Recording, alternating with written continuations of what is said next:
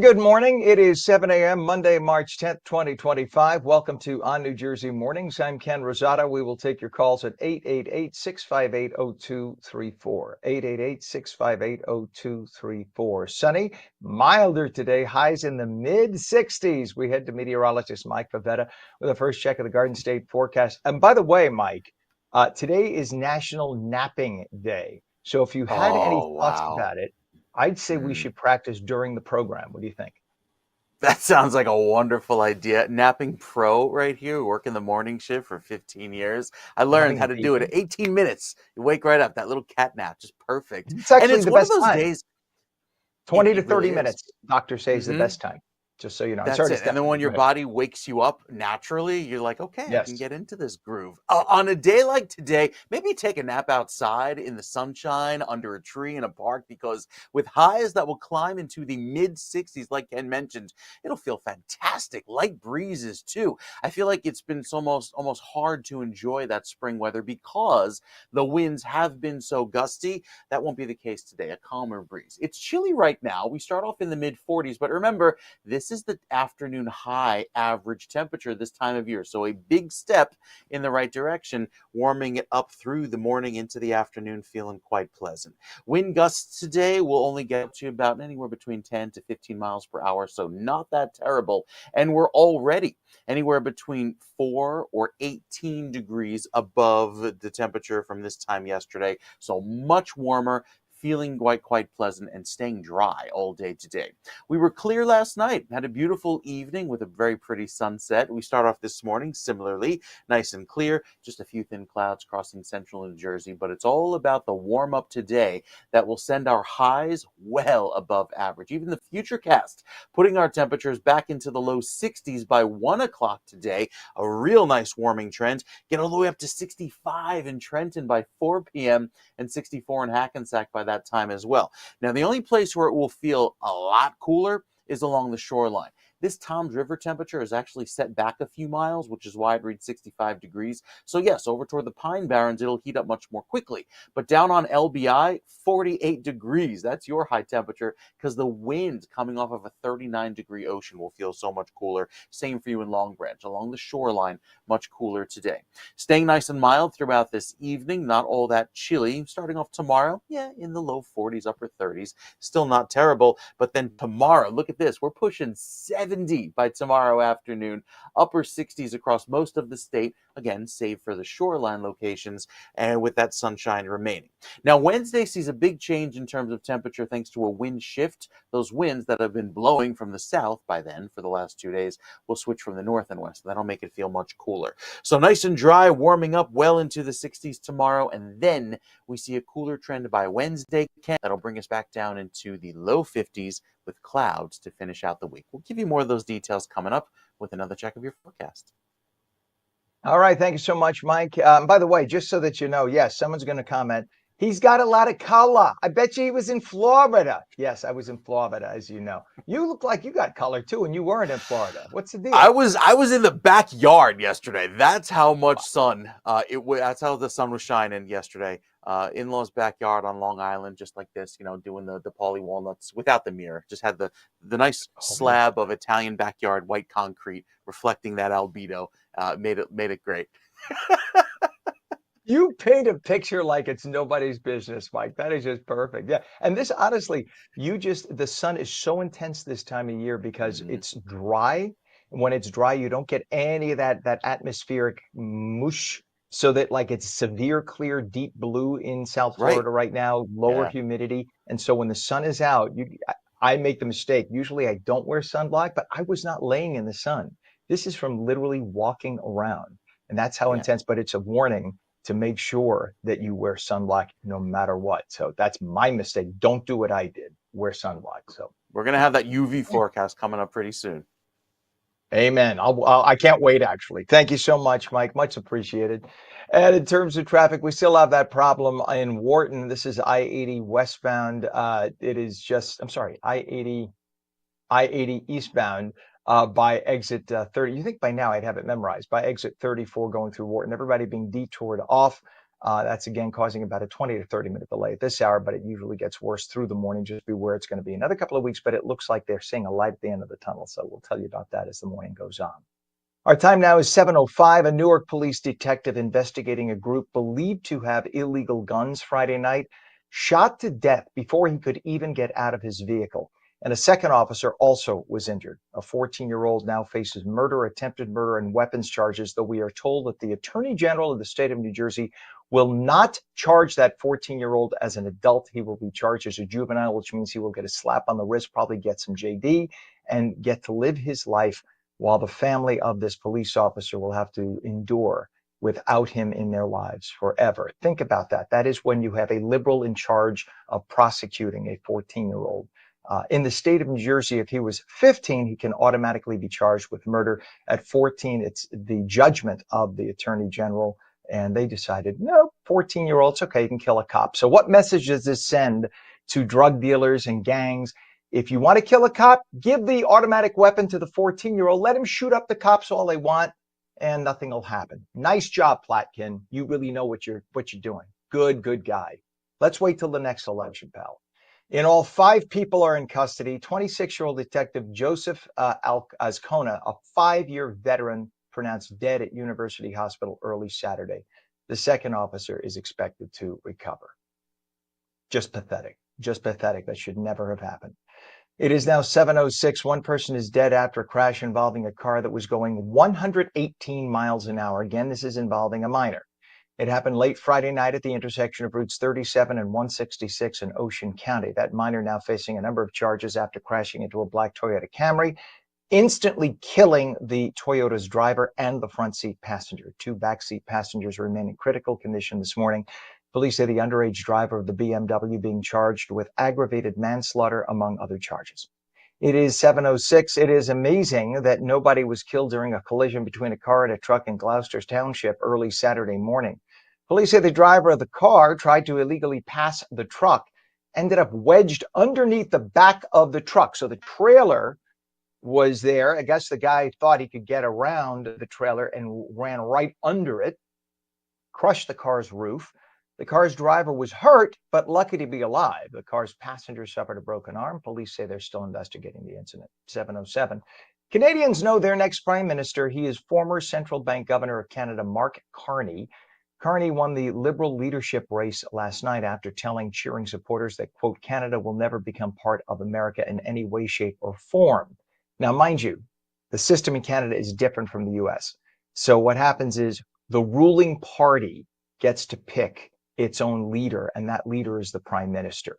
Doesn't work that way here. That would be the equivalent of the Republicans pick Donald Trump becomes the prime minister. It doesn't work that way here. But in Canada, that's the way it works. Now, there still needs to be a national election. You don't elect an individual in Canada. You elect the party. And then whoever has the majority votes of the party or can hobble together a coalition, they get to pick the prime minister. That's how it works. What I'm saying is, Carney is the head of the Liberal Party. The Liberal Party has the majority right now. He automatically becomes the prime minister. But come the national election, when Canadians get to choose which party is in charge, there's a good chance that the Conservatives will be voted in, because right now they are leading in many of the polls, which means that the Liberal Party, which Carney is part of, will be out, and the Conservative could end up becoming the prime minister. Nonetheless, Trudeau is out. That means they will have a new prime minister. He is very liberal. Don't expect much change in Canada. 7:09, Israeli officials have cut off electricity to the Gaza Strip in a bid to pressure Gazan terrorists who are still holding 24 living and 35 dead hostages. The move came after Israel announced on March 2nd that it was halting the entry of goods into Gaza over Hamas's refusal to accept a ceasefire and hostage release deal. In the meantime, Israel has drawn up new plans that include an all-out invasion of Gaza if those remaining hostages are not immediately released. 7:09, brutality in Syria, where more than 1,000 citizens have been killed in just 2 days in brutal revenge killings, as that nation is gripped by clashes between its new rulers and loyalists of ousted President Bashar Assad. The violent clashes began last Thursday and are some of the deadliest since Syria's conflict began 14 years ago. This has been going back and forth. The two sides are almost the same size in terms of numbers. So this has been a one in favor of this direction, one in favor of that direction, and it has resulted in massive violence for over a decade. It is 7:10. Over the last 55 years, environmental extremists have declared the sky was falling dozens of times, only to be proven wrong time and time and time again. That's why when you hear the words, a consensus of scientists say climate change is man-made, and, quote, the case is closed, you're not allowed to even debate it or question it or bring up any statistics regarding climate because they know best. You're an idiot. You're a flat earther. Well, you have to wonder why so many leftist environmentalists won't even sit down and look at data that actually proves them wrong. That doesn't mean that there isn't climate change. There is climate change. Lots of evidence to point to that. The question is, why is there climate change? Is it directly because of men? Or is it indirectly or a little bit because of humanity? Or is it not because of us at all? That's the question. But liberals will not even discuss that. It's all our fault as far as they're concerned. Here's a history of the major environmental declarations that have been proven wrong in 55 years since 1970. Ready? Pull out a piece of paper. In 1970, S. Dillon Ripley, a wildlife conservationist who served as secretary of the Smithsonian Institute, warned that 75 to 80% of species would be extinct by the year 1995. Wrong. Also in 1970, Kenneth Watt, an ecologist and professor at the University of California, Davis, warned that, quote, there won't be any more crude oil and that none of our land will be usable for agriculture and the world would be 11 degrees colder by the year 2000. False. Again in 1970, biologist Paul Ehrlich at Stanford University warned by the end of the decade up to 200 million people would die each year from starvation because of overpopulation. Life expectancy would plummet down to 42 years and all ocean life would perish. False. In 1970, Peter Gunther, a professor at North Texas State University, predicted with a consensus of scientists that, quote, world population will outrun food supplies and, quote, the entire world, with the exception of Western Europe, North America, and Australia, would be in famine by the year 2000. False.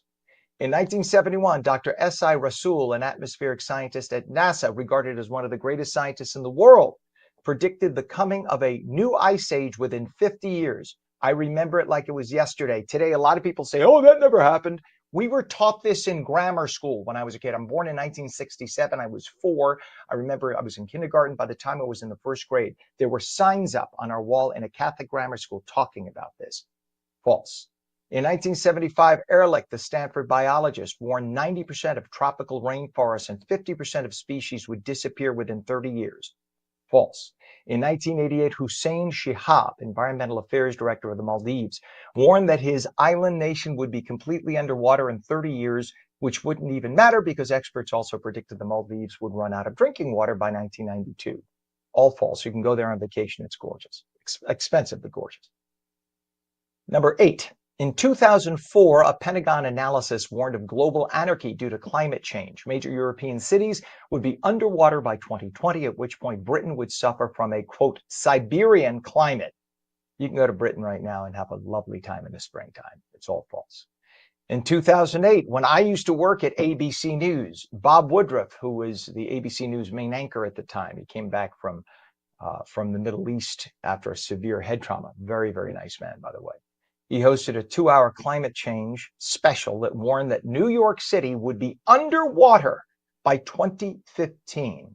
And there was a whole list. The whole show was nothing but apocalyptic predictions. None of it happened. New York is not underwater right now, as you know.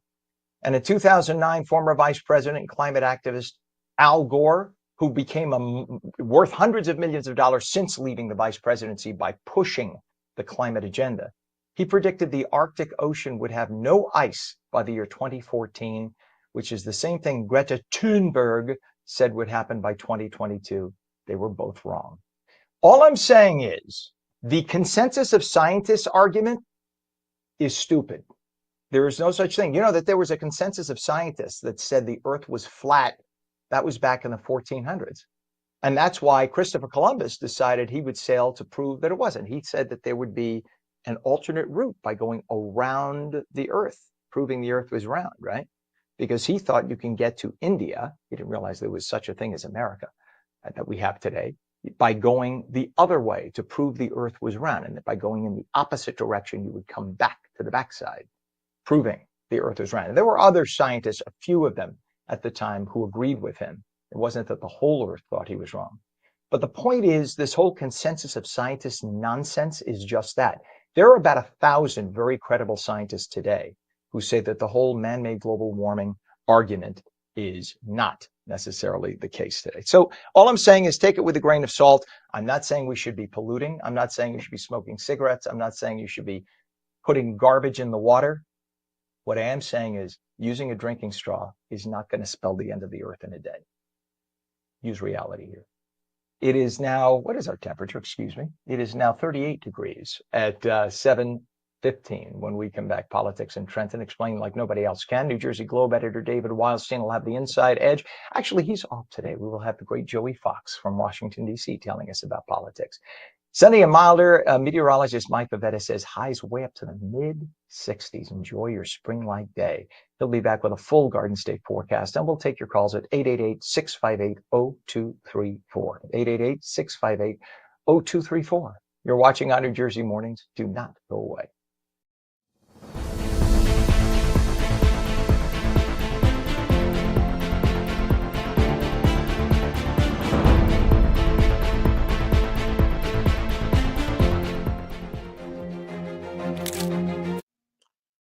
Good morning, everybody. Welcome to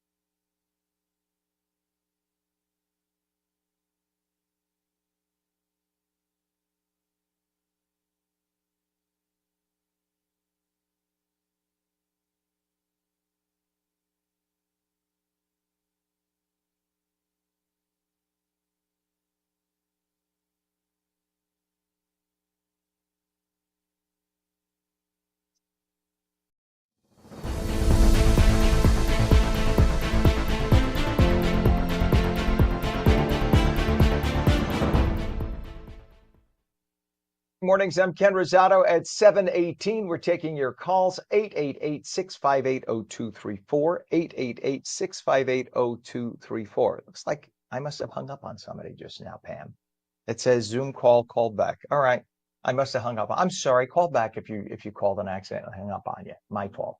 Sunny and milder today, highs into the mid-60s. Meteorologist Mike Pavetta with the Garden State forecast. Mike, I'm just listening. My house, because I'm in the house doing this, right? For those who don't realize, who haven't been following, my AC just kicked on. Wow. That's how warm it is. It's going to be mild today. Ken, don't hang up on the sun, please, because we need that sun today. Need to warm things up a little bit. And like you mentioned, getting a little color today, quite easy when you can step outside and enjoy that UV. It'll be a little bit higher today. Like Ken mentioned, it was the technical term mush in the atmosphere when there's less of that this time of year because, yes, we have the ozone layer, which helps to filter the UV radiation. However, as that UV comes through, it's scattered by some of the extra particles in the atmosphere. This time of year, when the air is nice and dry and there's less of that mush in the atmosphere, it scatters less. So more of the UV makes it to the ground, specifically that UVB radiation, which gives us our sunburns. It also does all the other things that dermatologists want you to protect yourself and use the UV sunscreen, especially with the ultraviolet index today at a 4, which is considered the moderate level, anywhere between 3 and 5. And yeah, you could find yourself with a little bit of extra color. Once we get toward the high and very high levels later on in the season, that's when you really need to slather on the sunscreen, because you can burn in less than 15 minutes once we approach the summer solstice. But as the vernal equinox is just days away, we welcome spring this afternoon with the Central Jersey forecast in the mid-60s. It'll feel fantastic today. Lots of sunshine this afternoon, but not as much wind. So over the weekend, we had gusts that were insane. High as 50, 60 miles per hour in some parts of New Jersey. That wind comes to an end today, only gusting up to about 12, 15 miles per hour this afternoon. And then tomorrow, maybe a little gustier by the afternoon. You see that shade of green roll through by 3 o'clock, upwards of 20 or 25 miles per hour tomorrow. So less windy today, a little more breezy tomorrow. And then Wednesday, with that wind shifting, it starts to blow in from the north and west, cooling us down by the end of the day. So we get these 2 days of very mild weather, up near 70 in some places in New Jersey tomorrow, thanks to this nice clear air working its way through by the middle of the week. Then by Wednesday, that's when we'll see some of the clouds return. So the futurecast showing, as these showers move down to our south over the next few days, our forecast points to a little bit more of a wilder, and that's odd. It should be zoomed into New Jersey. Well, we'll get you that forecast correct in a minute, but it shows the clouds moving in by the end of Wednesday, taking over for a pretty overcast and gray Thursday. Might even be a few sprinkles overnight. We're dry during the daylight hours, but look at the clouds over New Jersey beginning Wednesday, lasting through Thursday and even into Friday. I think we even extend that cloud cover going into Saturday, and yes, even Sunday when some rain returns. So enjoy the sunshine while you can, because over the next few days, it gets, well, a little gray around here, especially for the upcoming weekend. Temperatures turn milder Saturday and Sunday. We're in the upper 60s on Saturday with some fog and low clouds, a little bit of drizzle mixed in there. But the rain that returns on Sunday afternoon could be quite impressive, with some gusty winds, those winds out of the south and then blowing from the north and west by the end of the day as that front pushes through. So Ken, a little bit of a change in the forecast beyond tomorrow. Going to turn things a little cloudy, gray, mild, cooler, kind of the seesaw effect continues here in New Jersey. As my grandmother would say, that's how you get sick. One day it's like 100, one day it's 20, you get sick. And by the way, my grandmother did not talk like that at all. But I didn't realize she did was say Jewish. things like that. Yeah, she's. You know, it's funny. My grandmother was born in Italy by the French border, raised in Argentina, came to the United States to Philadelphia. As they used to call it Philadelphia Pa, because they didn't understand the PH diphthong. Is the word of the day, diphthong. And then came to the New York area, and she died at 100 with no accent. She sounded like she was from Pennsylvania. You couldn't tell where she was from. She had this very rural Pennsylvania sound. Crazy. Just saying. But yeah, it's fascinating how the weather goes up and down this time of year, and you could definitely it's March, right? That's because you got the fronts and less mush in the atmosphere, so less of a more of an opportunity for those temperatures to go wildly in each direction. Very cold at night, very warm in the afternoon, and that's kind of what we get today with that dry air. Less mush, great taste. Less mush, great taste. I got it. All right, here you go. Meteorologist Mike Favetta, you are the best. Thank you, sir. We'll check back in just a little bit. It is now 7:23, and the temperature is 38 degrees. A little chilly yet, but I can't believe my house air conditioning. Must be the sun already. The house, is there sun out already? Yeah, a little bit. The house air conditioning kicking in right now. We do have a little traffic to talk about. We have a crash on I-78 local lanes westbound east of exit 56 in Elizabeth, or in Newark rather, by Elizabeth Avenue. One left lane closed. We have a crash on Route 73, both directions, south of Norcross Road in Winslow Township. All lanes and the left shoulder closed northbound. All lanes closed southbound. That whole area is just a mess on Route 73. Avoid it. We have down wires on Route 70, both directions, west of Penn Avenue and Cherry Hill. All lanes are open eastbound, but lanes are closed and being detoured off westbound. Use caution. And we have that problem still on I-80, emergency construction and sinkhole repair, I-80 eastbound at exit 34, Route 15 of Wharton. All lanes are closed, everybody being detoured off still, and that's going to be the case for another few weeks. 6:20 think that's 724. It's time for politics from Trenton. Explained like nobody else can do it. Here is New Jersey Globe editor David Weilstein with the Inside Edge. Good morning, everybody. Welcome to the Inside Edge. Today is Monday, March 10th. And outside of the governor's race, the elimination of the county line finally made the earth move down ballot in Essex County, where legislators have relied on the generosity of the line to win a primary for generations. Beginning this year, Essex Democrats are now holding a convention. County committee members, not just the upper echelon of the party, will now award the organization's slogan for whatever that's worth. The New World Order came from the people who used to make the decisions. It's the county chair, Leroy Jones, county executive, Joe DiVincenzo. They are essentially giving up some of their own power in order to keep it. And that is really smart politics in the post-Lyon era. Now, the important part of this is the pre-game to the convention. And that means that if an incumbent is seeking re-election, they can avoid the convention if they get a majority of the screening committee. The screening committee is one vote to the municipal chair of every municipality involved, plus a vote for Jones and the vice chair, Teresa Ruiz. If there is an open seat, like there is for the governor's race this year, the screening committee might make a recommendation on who to endorse, but the decision rests entirely with the convention.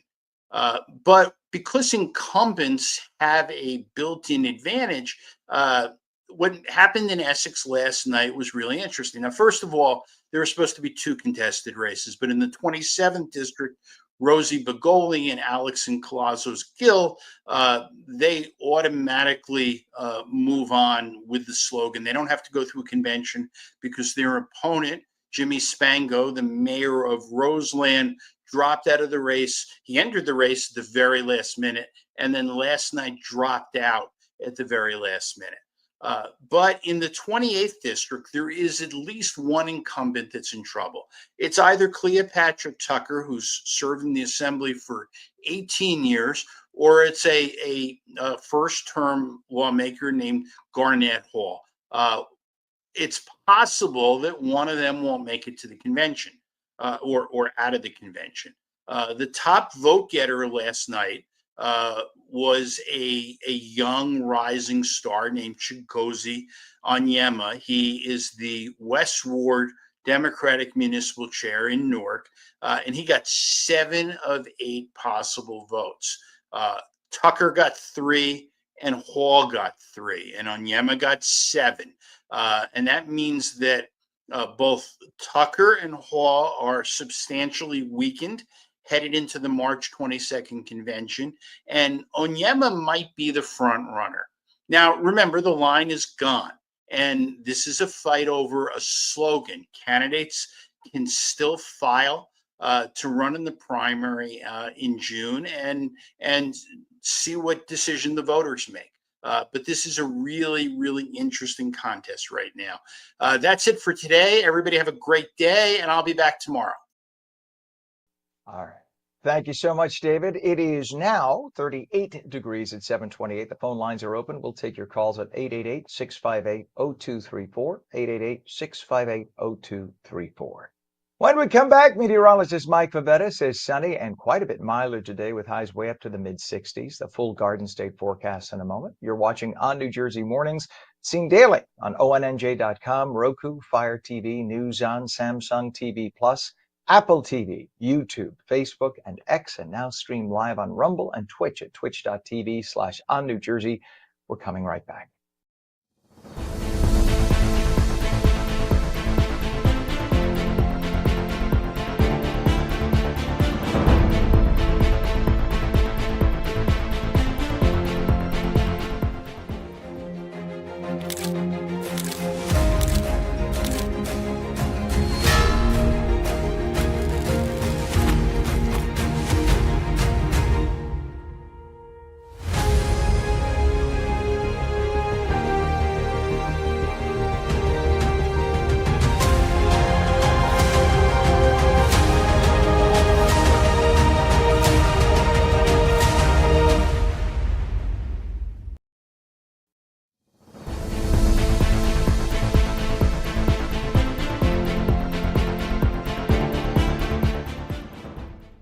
Very good morning to you. It is Monday, March 10th, 2025, and we have 38 degrees at 7:30. I'm Ken Rosato. Welcome to On New Jersey Morning. Sunny and very mild today with highs way up to the mid-60s. Could change a little tomorrow, though. Meteorologist Mike Pavetta has the detailed Garden State forecast. Good morning to you, Mike. Good morning, Ken. A nice mild day ahead. Yeah, it's warming up even here in the studio. I might have to turn on the air conditioning myself. Climbing into Love the it. 60s today. 60s. Might even get up to near 70 by tomorrow, thanks to all of that afternoon sun. So it'll feel mild and sunny like a springtime day, calm through this afternoon. None of those pesky, gusty winds, but a little bit of a breeze returns tomorrow. And then the chill settles back in by the middle of the week with clouds and kind of dreary conditions as some clouds and fog will take over for the rest of the week starting Wednesday. Until that time, enjoy the sun. It'll feel fantastic. Inland highs today reach the mid and upper 60s, but you're much cooler along the coast thanks to a southerly breeze coming in right off of a chilly 39-degree Atlantic Ocean. So cooler there. We're running well above average. We should be in the upper 40s. We're getting into the 60s today as a statewide average, so it'll feel quite pleasant.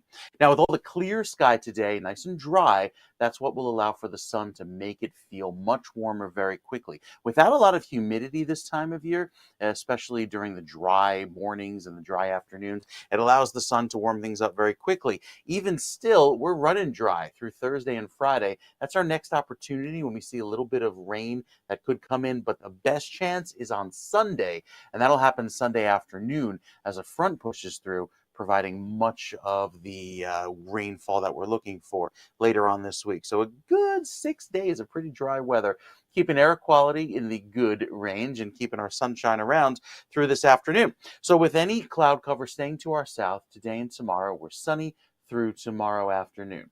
By Wednesday, that's when the cool front pushes in, driving in a little bit of cloud cover, but more so the threat of rain that comes in overnight. This is late Wednesday into Thursday morning, a couple of spotty sprinkles. Now we'll be in between weather systems for the rest of the week, starting Wednesday night.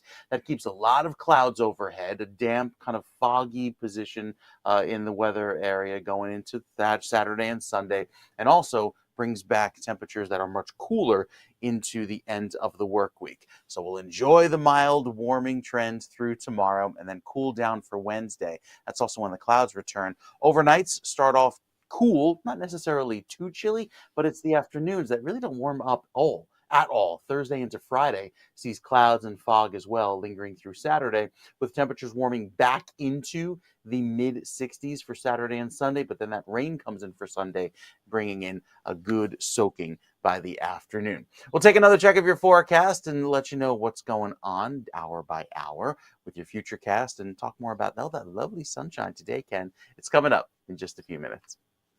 You're good, Mike. I like that sunshine. All right, buddy. Appreciate it. It is 38 degrees right now at 7:33. And let's check our traffic. We do have a little bit of it right now.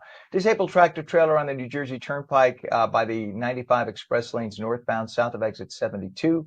And that is in Leonia. The left lane is blocked through there. We have down wires on Route 70 in both directions west of Penn Avenue and Cherry Hill Township. All lanes open eastbound, but all lanes are closed and being detoured westbound, so use caution. Still have that sinkhole on I-80 that is in Wharton at exit 34. All lanes are closed, everybody being detoured, and that's going to be happening for the next couple of weeks. We'll, of course, keep you updated as things come around. Hopefully that'll be solved soon.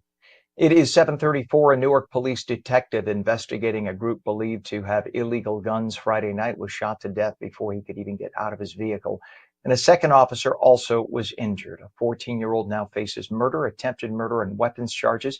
And we're now being told the state attorney general will not charge that teen as an adult. It is at the discretion of the attorney general to charge anyone under 15 as an adult, and he has determined that is too young.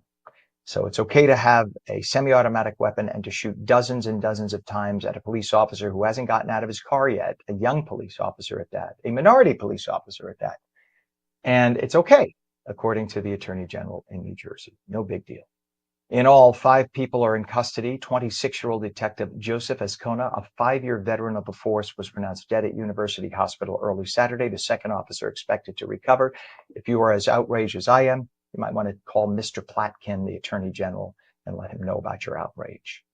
7:35, one person is dead after a crash involving a car that was going 118 miles an hour. It happened late Friday night at the intersection of routes 37 and 166 in Ocean County. That minor now facing a number of charges after crashing into a black Toyota Camry, instantly killing the Toyota's driver and the front seat passenger. Two backseat passengers remain in critical condition this morning. Police say the underage driver of the BMW being charged with aggravated manslaughter, among other charges. It is 7:35, and it's amazing nobody was killed during a collision between a car and a truck in Gloucester Township early Saturday morning. Police say the driver of a car tried to illegally pass a truck and ended up wedged underneath the truck's trailer. The car's roof was flattened. The car's driver was hurt, but very lucky to be alive. The car's passenger suffered a broken arm and some other injuries. Police say they are still investigating how this went down. Over the last 55 years, environmental extremists have declared the sky was falling dozens of times, only to be proven wrong time and time again. We told you about this last half hour, but in case you didn't pay attention, get a pen and paper. We'll go over it again. This is why when you hear the words a consensus of scientists saying climate change is man-made and the case is closed, you have to wonder why so many leftist environmentalists won't even sit down and look at data that actually could prove them wrong, or at least something that brings up a discussion about their data. Here's a history of the major environmental declaration since 1970. So this kind of tells you that the consensus scientists might be wrong. In 1970, S. Dillon Ripley, a wildlife conservationist who served as secretary of the Smithsonian Institute, warned that 75 to 80% of species would be extinct by 1995. Wrong. Also in 1970, Kenneth Watton, ecologist and professor at the University of California, Davis, warned there would not be any more crude oil and that none of our land would be usable for agriculture, and the world would be 11 degrees colder by the year 2000. False. Again in 1970, biologist Paul Ehrlich at Stanford University warned by the end of the decade up to 200 million people would die each year from starvation due to overpopulation. Life expectancy would plummet to 42, and all ocean life would perish.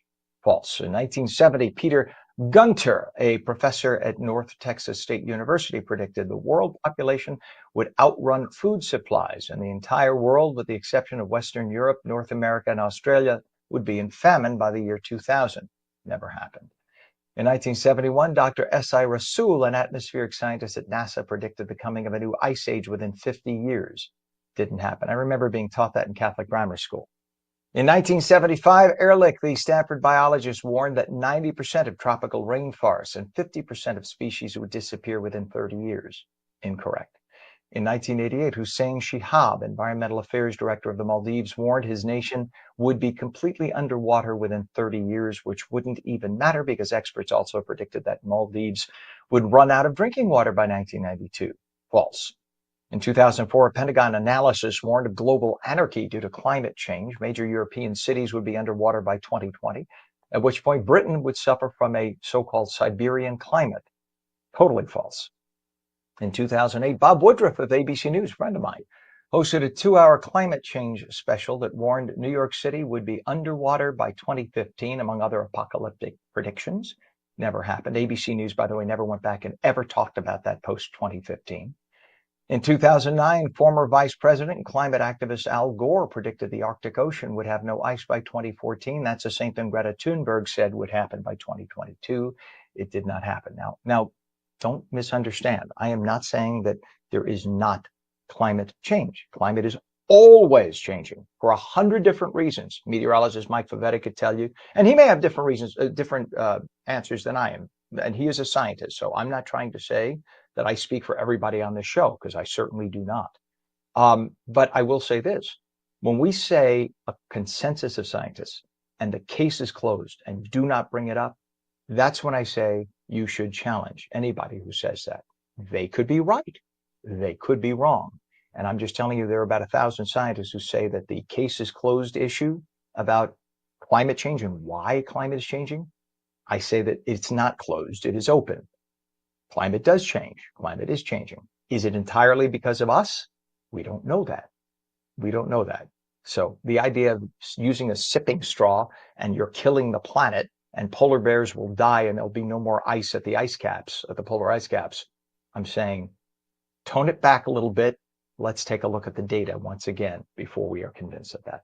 That's all.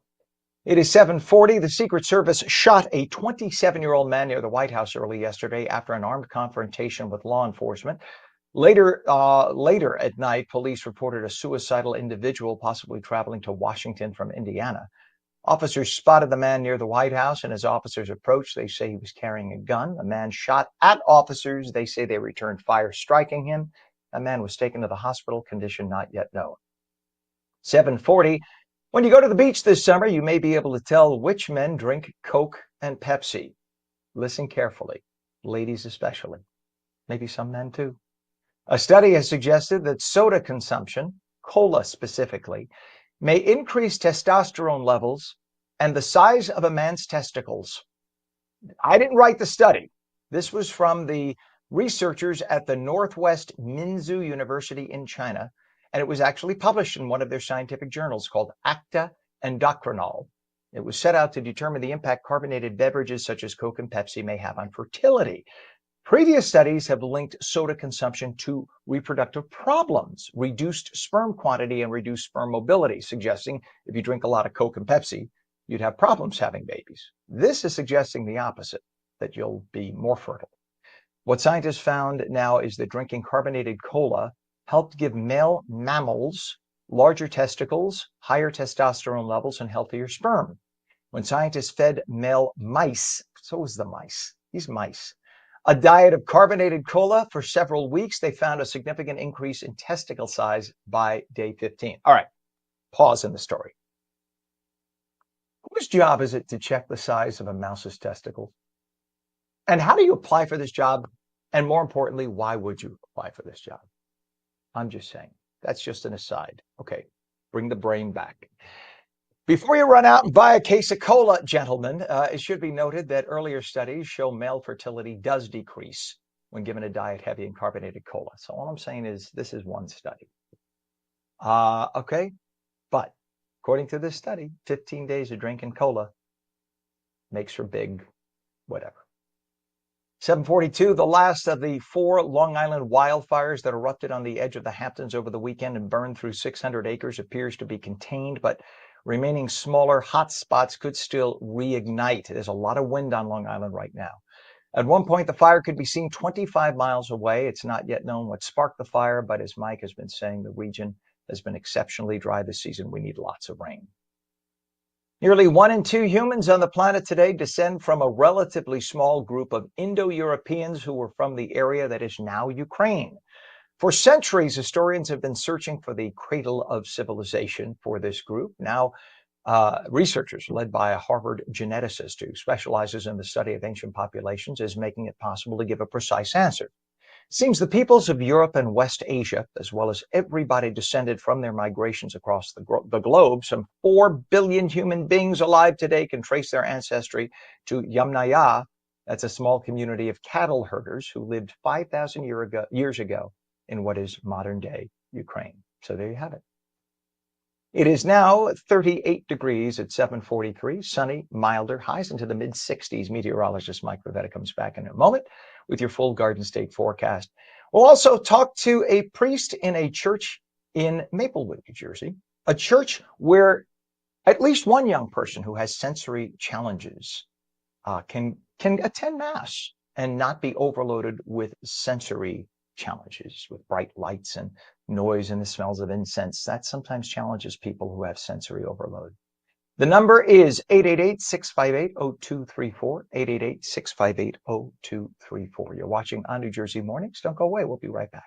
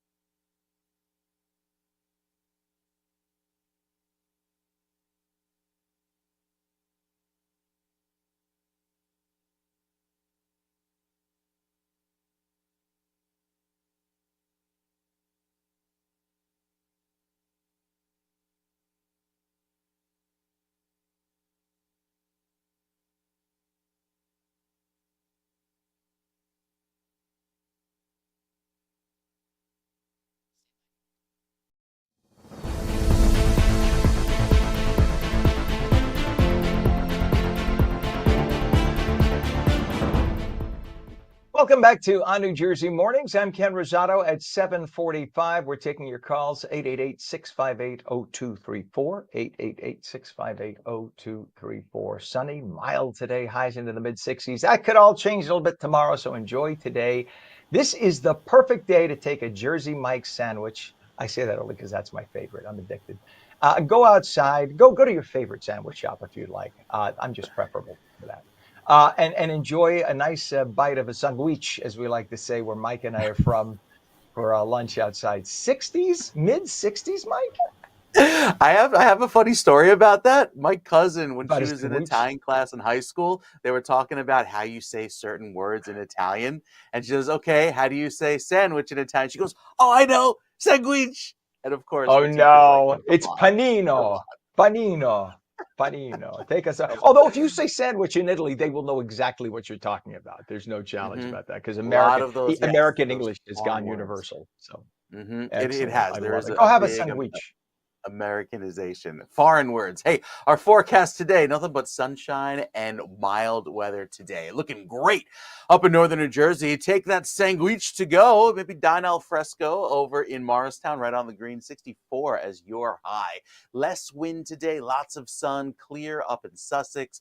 Beautiful, in fact, right through Hackensack and Bergen County and down through Hudson County and Jersey City and right there in Newark, 63. So with that pleasant feel lasting through today, we keep it dry, we keep it sunny, and we also keep it very clear. That is until we get to Wednesday into Thursday. That's when the clouds return, and with it a cooler feel, maybe even a little damp weather as some sprinkles come in overnight. There'll also be a little breeze out of the east, kind of promoting that drizzle at times for Saturday. Then by Sunday, I think we start dry, but the problem is by Sunday afternoon, a line of showers and storms develop, and that could arrive here in New Jersey as soon as midday and last through the evening hours. And that'll be accompanied by a lot of gusty winds and those heavier downpours. Any rain we get is good, considering how the drought is persistent. You see southern New Jersey still in that extreme shade of red. That's the extreme drought there. And then working northward, not as bad, just a moderate drought because of the amount of rainfall that we've seen in just the last 30 days, above average amounts of rain, as high as 140% of average. So really wet with a lot of those storms coming through the central portion of the state. Up in Sussex County, where a lot of our reservoirs live, it's still dry in the northwestern corner. But granted, we've seen not as much of a rainfall deficit over the last 30 days, with even the Sussex meters coming in just under an inch. Now, looking forward into the middle and the end of March, there is a nice milder trend that'll keep highs well above average. That's not just not in New Jersey, it's a good portion of the East Coast. So looking very pleasant even throughout the middle of the month, and then toward the end of the month, higher chances of rainfall as well. At least that takes us through March 20th. So this is what you'd expect for the middle to the end of March, where we have milder weather, but also a little bit of wet weather returning as well. Speaking of, enjoy the warmth today. Looks great in northern New Jersey with the clouds staying at bay until Wednesday afternoon. I think it really gets gray on Thursday, Friday, lasting through Saturday and Sunday. So a good solid chunk of milder weather by the weekend, but still gray. There's a little bit of a clearing toward the shore points, but not as mild, because again, each afternoon with that wind coming off of the water, we're a solid 10 degrees cooler there along the waterfront as that chilly ocean breeze makes it feel quite cool. Can't escape the rain, however, by Sunday at the shore points. Some wet weather for you as well. So looking very pleasant, looking great today and tomorrow, but it does get a little grayer and cooler by the end of the weekend. All right. Thank you so much, Mike. I don't mind, grayer and cooler as long as we get these little peaks of glory in the mid 60s and sunshine. Today's going to be delish. I'm so glad I could bring it back from Florida for you. Here's my accent. Thank you. Thank you. Love it. All right, sir. Thank you very much. And we will check back with you a little bit in terms of traffic. Here's what we have. Crash on the Garden State Parkway northbound south of exit 136. That is Stiles Street in Clark Township. All lanes are open, but we do have a vehicle on the right shoulder causing some rubbernecking. We have a disabled tractor trailer, New Jersey Turnpike, I-95 express lanes northbound. That's south of exit 72, which is in Leonia, one left lane blocked. Down wires on Route 70, both directions west of Penn Avenue and Cherry Hill Township. All lanes open eastbound, all lanes closed and detoured westbound. Use caution. emergency construction and that sinkhole repair on I-80 eastbound at exit 34, Route 15 in Wharton. All lanes closed and everybody's being detoured off. And we have delays on Route 206. That is, like, they just took it off in the middle. I guess no, here it is. Delays on 206 northbound approaching New Jersey's Route 70, Red Lion Circle in Southampton Township. All lanes are open, but there are a lot of delays due to volume. It is 7:50. Sorry, my clock has not updated. So if you hear me say 6, now that the jig is up, you know why I'm saying. Okay, 7:50. St. Joseph's Catholic Church in Maplewood has opened the first of its kind sensory room designed to welcome neurodivergent parishioners for families like the Losardo family, whose 14-year-old son, Percy, once stayed home from Mass due to autism-related challenges. This calming space called Still Waters has been a game changer. Equipped with soothing tools like weighted blankets and stim toys, the room is helping people with autism, ADHD, and anxiety to feel at home in the pews. Joining us now is St. Joe's pastor, Father Jim Worth, to learn more about this groundbreaking effort to make faith accessible to all. Father Jim, thanks for joining us. And it is awesome that you are making every parishioner feel welcome. I did what you do. I used to be a priest, always a priest, actually, as you know. But so I know how hard it is to get somebody to even come to Mass, but especially when you have a parishioner with these challenges. The fact that you went out of your way in your parish to do this is so awesome. So tell us about how this first happened. Did the family approach you about this? Well, what happened is about a year ago, one of my parishioners has a nonprofit called Together We Bloom, and she deals with autism in the community of Maplewood, South Orange, and beyond. And she had a community Zoom meeting, and I attended it. And she was talking about how it would be great to have more safe spaces in our community for families who have those who are neurodivergent. And I thought to myself, I got a couple rooms. We don't use the confessional anymore because we do it out in the open in the pew because of COVID and various other concerns. So I approached her the very next day, all excited, thinking, I think we can make a safe space in our church. So we went over there, and then 6 months later, we only invested a small amount of money, and it's a beautiful room.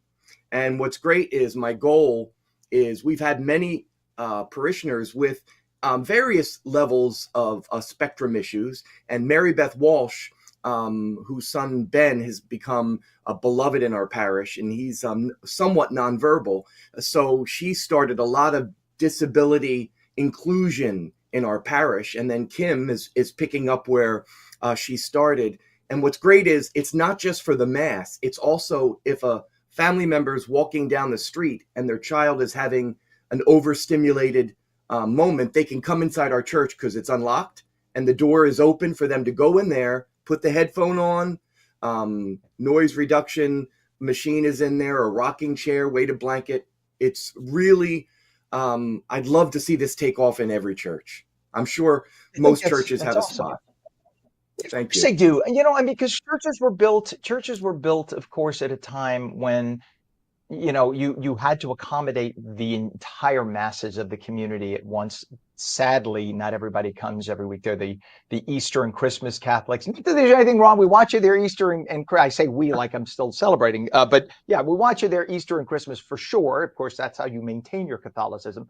But we want you there all the time. And what a beautiful way to say the church is not just for Sunday worship. The church is there as this is the house of God. You're welcome all the time. Come on in, spend time, and you could meditate in a room like that. But the idea that you are caring for the least of mine, right? You're caring for every single person, every creature of God. I think that is so beautiful. And as you said, it didn't cost a lot. And I'm sure every parish could find one parishioner who would make a small donation. Absolutely. Or even a contractor who would build a room like that. Have you had other people come forward now? I'm sorry, go ahead, Father. Well, much of it was donated. We had a group of painters that came in and painted the room. It's that beautiful blue color. So we've had other people now come forward. I can't tell you how many mothers came up to me after we dedicated it in December and teary-eyed saying, you know what? I don't bring my child to church because I never know what's going to happen. And I don't want this to be a crying room. I never liked that, where a family had to be in an isolated booth and couldn't participate. We're all about integrating and welcoming. We have an LGBTQ ministry. We take care of disabilities. We have people that are hard of hearing, so we've got a very elaborate sound system. Inclusion means everybody, not just the ones who are popular at that moment. And it really breaks my heart when I see a young family leaving the church because their child's making noise or not really adapting well. This room is going to help. And then the goal is just to stay there for a while to de-escalate the situation and then come back in. Can they watch the mass from? Is there glass so that they could see through and watch mass? Yes, it's a door that they can choose to close. It's a door they can choose to close, and then there's a large glass panel that they could see. But the goal is not to stay there during the entire service, right, but to just calm down. And then in the vestibule, we're putting in televisions for those who need a respite because their child is crying. They can go out and still see the mass. So we're trying to come up with every way we can to get them in. We want to keep them in the church because that's, I think, the most important. I can't preach to an empty pew. Yeah. And for those, we have non-Catholics watching, of course, the whole idea of a church is to provide the sensory overload, if you will, the smell of the incense, the sound of the bells, the lights, the stained glass, to put you in a place of God so that you can worship. But the problem is many humans have the overload of stimuli, so that even everyday stimuli for you and me, for them would be too much to handle. But this way you still welcome them in. You are just fantastic for doing this, and your parishioners, God bless them for taking the time and donating the time. You are the definition of what a pastor should be. And I hope that a lot of the pastors say, well, can I say something about you? Please, go ahead. I've been watching you forever. And when you're on various different news medias, and I'd watch you on during the coronavirus and lockdown, I was following you and I'm like, what a great guy. And I didn't really know your background. And now that you told me, I even respect you more because you're continuing to do great things. So when I got a call from our communications department at the Archdiocese, I was like a little kid. The Ken Rosato is going to interview me? My mother told you to say that, didn't she? No, I'm having breakfast with her later, but no, she didn't. Father, just before you go, is there, first of all, let's let everybody know again where your church is located. You're in Maplewood, right? So, right on Prospect Street. Yes, St. Joseph's, and it's on Prospect Street. And it's kind of hard to get us unless you go down the street because we're in a residential area.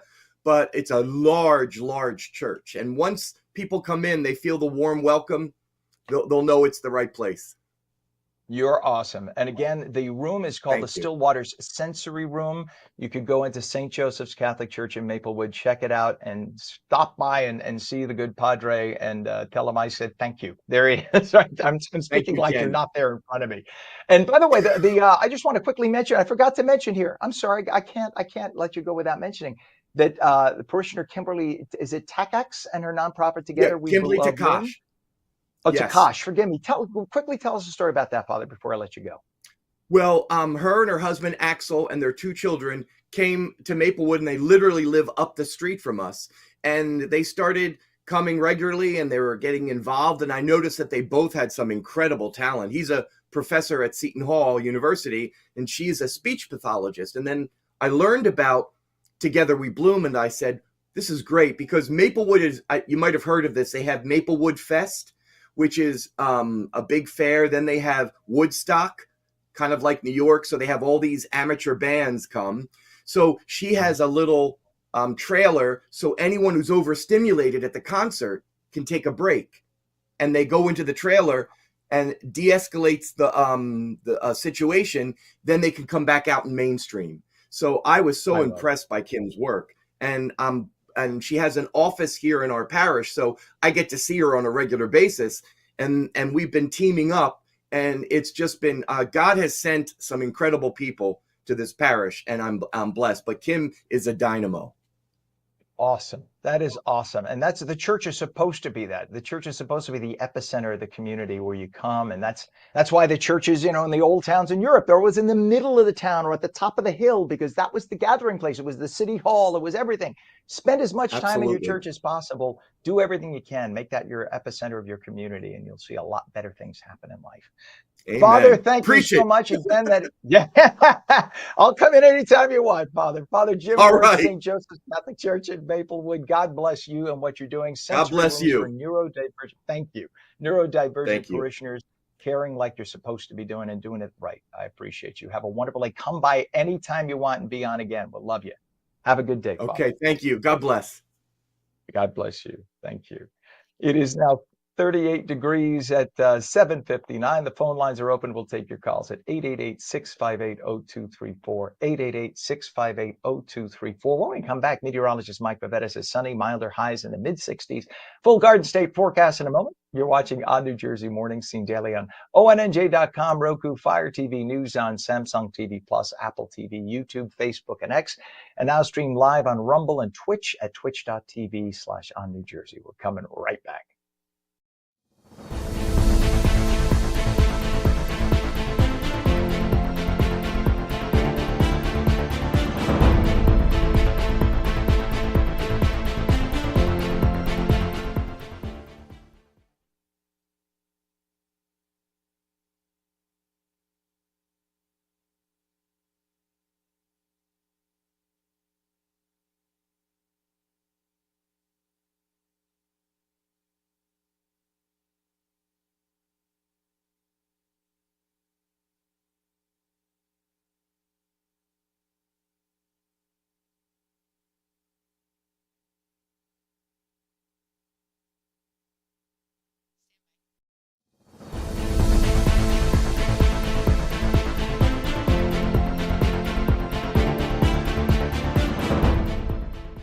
And a very good morning to you. It is 8:02. Welcome back to On New Jersey Mornings. I'm Ken Rosato, taking your calls at 888-658-0234, 888-658-0234. I'm looking down at the panel, so I know if somebody's calling in at that moment, so I don't ignore you if you're ringing through, but we want you to call, so give us a call.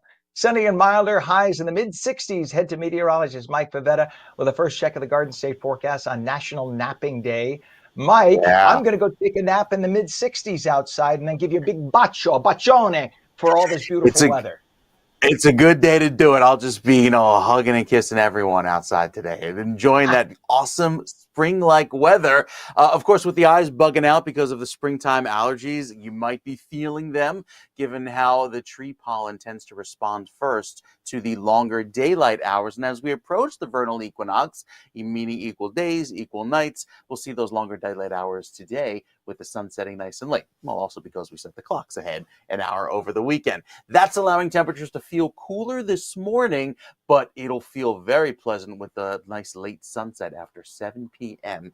this evening. With the wind gusts now, not terrible, they're up to about 16 miles per hour in most locations. It'll be calm for the most part today, not as windy as it was over the weekend, so you'll be able to enjoy that 16-degree milder start than this time yesterday in Morristown. A nice mild way to begin the day. Sunshine around. It is a bright and beautiful morning, and it stays that way through this afternoon. Bright and beautiful weather words, keeping it sunny through the end of the day, climbing to 60 in Newark, 61 in Hackensack by 1 p.m. Check out this temperature in Trenton, getting all the way up to 65 degrees at 4 o'clock today, and yet it'll be milder tomorrow. Granted, there'll be a little more wind tomorrow, but that wind coming in from the south and west, and that pushes in more of that warm air through each afternoon, with the exception of the coastal neighborhoods, because as that south wind comes off of a 39-degree Atlantic Ocean, it'll feel like the 40s tomorrow afternoon there on LBI. So much cooler, where it's a good 20 or 25 degrees warmer just a few miles inland. Throughout the day on Wednesday, that's when the front pushes through, providing a northwesterly wind, and that's what cools us down for the rest of the midweek into the weekend. It also brings back a lot of clouds. So enjoy the sunny, mild weather today and tomorrow, because clouds are back by Wednesday evening, setting up the stage for a gray and kind of dreary finish to the work week into the weekend. Some rain on the way for Saturday and Sunday. We'll give you those details coming up with another check of your forecast. All right. I'm going to go take a nap for National Napping Day. I think we should all do that. I don't think we should disrespect the head of National Napping Day by not doing No, that. no. Mm-mm.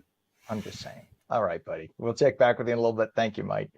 And it is now 39 degrees at 7:05, and we check our traffic. We have a disabled vehicle on the GWB lower level eastbound at exit 1A. That's the Henry Hudson Parkway from New York lower level. That's the Trans-Manhattan Expressway in Manhattan. That's where it links onto the bridge. So one right lane is blocked there. We have a crash on the Garden State Parkway northbound, south of exit 136, Stiles Street in Clark Township. All lanes open, but there are vehicles, plural, on the right shoulder causing rubbernecking. Disabled tractor trailer, New Jersey Turnpike, express lanes northbound south of exit 72. This is in Leonia. Left lane is blocked there. We have downed wires on Route 70, both directions. West of Penn Avenue in Cherry Hill Township, all lanes open eastbound, but we have all lanes closed and detoured westbound, so please use caution through there. We have that emergency construction and sinkhole repair on I-80 eastbound at exit 34, Route 15 in Wharton, all lanes closed and being detoured off. And delays on Route 206 northbound approaching Route 530 in Southampton Township. All lanes are open, but give yourself some extra travel time rather, because there are some big delays due to volume. It is 8:06 right now, and the cost of early learning continues to rise, and one local nonprofit is stepping up to make a difference. Preschool Advantage, based in Morristown, is now accepting applications for the 2024-2025 school year, offering tuition assistance for families in need. And joining us now is Nancy Bangiola, who is the Executive Director of Preschool Advantage. Nancy, you there? Oh, we don't have Nancy. Okay. Erase everything I was saying there. So, all right, let's move on then. I'm sorry, Pam. I thought we were already doing that there. All right, so nope. She says nope. Well, let's find out where Nancy is, and we'll get Nancy on. It is now 8:07, and from viral TikTok fame, we'll talk about that in a minute too. I'm sorry, everybody. I'm just caught a little off guard here.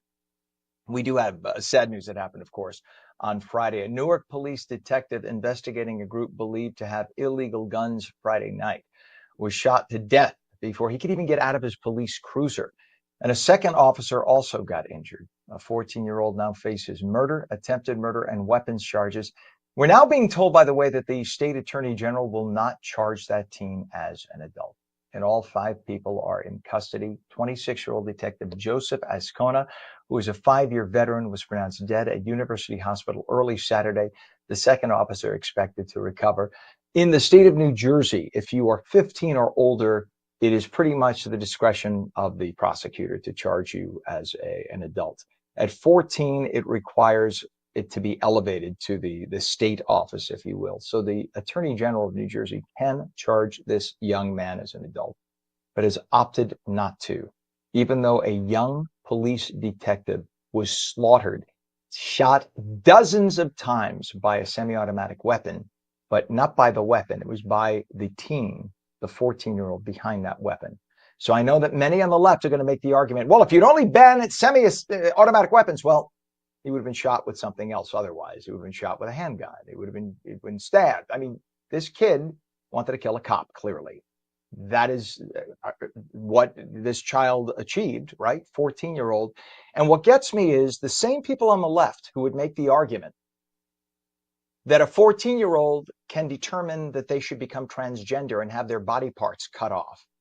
The same people on the left who would say that a 14-year-old can go to their school counselor and say, my mommy and daddy won't listen to me. I want to take puberty blockers. That same 14-year-old is mature enough, according to the people on the left, to change their lives forever by doing stuff like that. But that 14-year-old, according to the Attorney General in the state of New Jersey, is simply not mature enough to have understood that taking an assault rifle or a semi-automatic weapon and firing it at a human being, not once, not twice, but 40 some odd times, that person did not realize what they were doing. That is the problem you have with the people on the left, and that is why they will never win another election.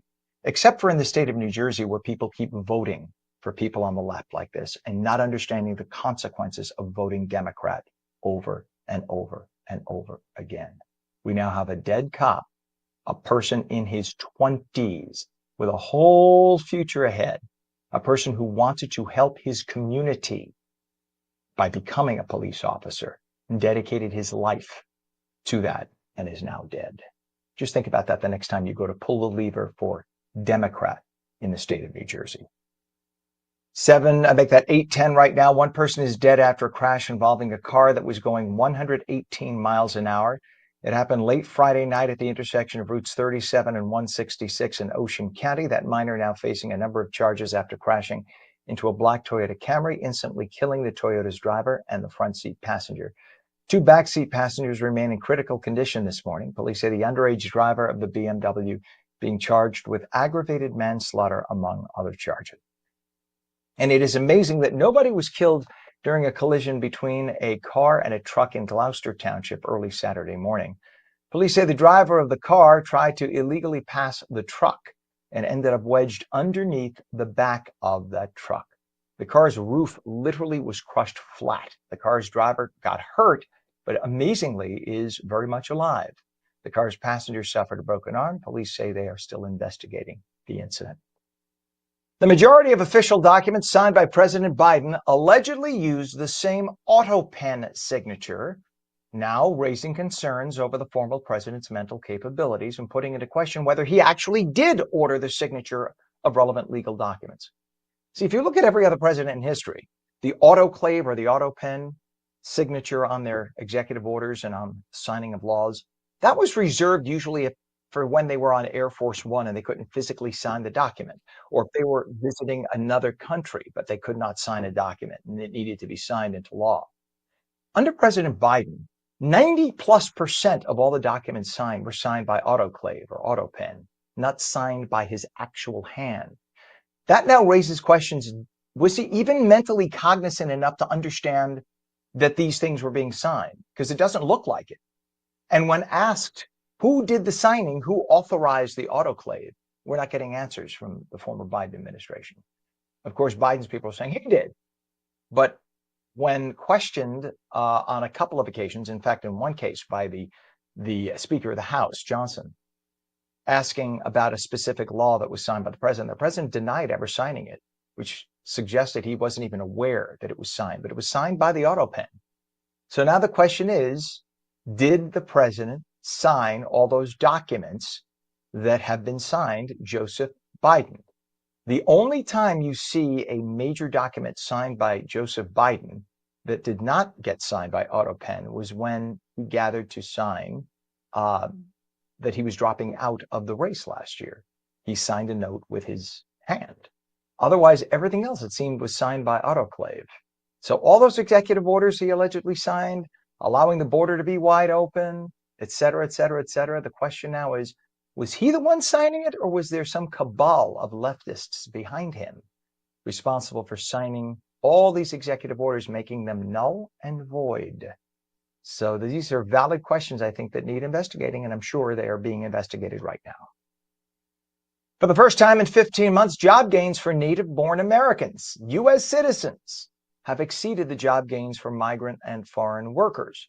Employment for native-born workers went up by 284,000, while foreign-born workers went down by 87,000. That all happened in the last few weeks under President Trump. Well, that was fast. Secretary of Homeland Security Kristi Noem says the feds have identified criminal leakers within her department. They're now preparing to refer those individuals to the Department of Justice for felony prosecutions. They could get 10 years in federal prison. If anybody got killed by those leaks, by the way, they could be tried for treason, just so you know, which means they could get the death penalty. So keep leaking, see what happens. This administration treats it very seriously. Funny how environmentalists don't talk about this story. Mexicans have been dumping so much human waste into the Tijuana River that it is starting to seep up across the border into San Diego's waterways. It's in violation of agreements with the United States, of course. EPA Director Lee Zeldin has issued a formal complaint to the Mexican government. Israeli officials have cut off electricity to the Gaza Strip in a bid to pressure Gazan terrorists who are still holding 24 living and 35 dead hostages. The move came after Israel announced on March 2nd it was halting the entry of goods into Gaza over Hamas's refusal to accept a ceasefire and a hostage release deal. In the meantime, Israel has drawn up new plans that include an all-out invasion of Gaza if the remaining hostages are not immediately released. It is 8:14. The last of the 4 Long Island wildfires that erupted on the edge of the Hamptons over the weekend has burned through 600 acres. It appears to be contained, but remaining smaller hotspots could still reignite. At one point, the fire could be seen 25 miles away. Not yet known what sparked the fire, but as Mike has been saying for weeks, the region has been exceptionally dry this season. Our temperature is 39 degrees at I got to look at my clock. My clock has not been sprung forward yet, so forgive me. It is 8:15. Meteorologist Mike Pavetta says sunny and milder, highs around 65, and we will be right back after this.